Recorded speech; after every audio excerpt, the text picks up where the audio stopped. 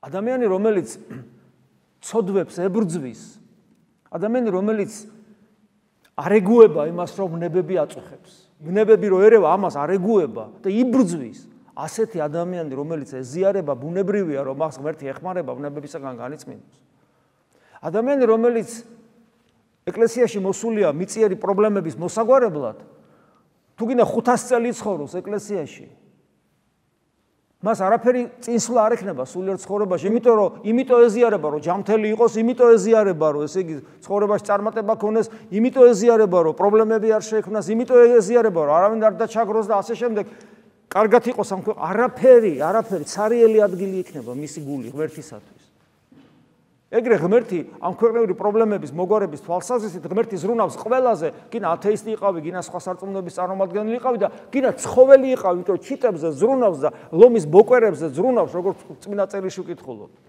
ასე როცა მოდიან ხოლმე ადამიანები, რომ სირაჩი ღმერთი ჩემზე ზრუნავს, ლომები ჩიტებზე ზრუნავს. როგორ შეიძლება ღმერთმა ყვავილი და ნახეთ ყვავილი რა ლამაზია. არც ერთი ჩვენთაგანი შეიძლება ისე ლამაზი არ იყოს, როგორც ყვავილია. რამდენ ჩვენგანს აქვს მუსიკალური ნიჭი და ნახეთ იადონები როგორ გალობენ. ღმერთი ყველაზე ზრუნავს.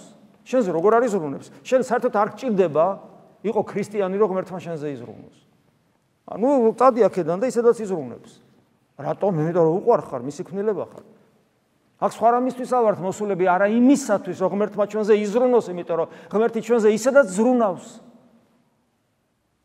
არამედ აქ იმისათვის ავართ მოსული, რომ ღმერთს შევხვდეთ და დავინახოთ.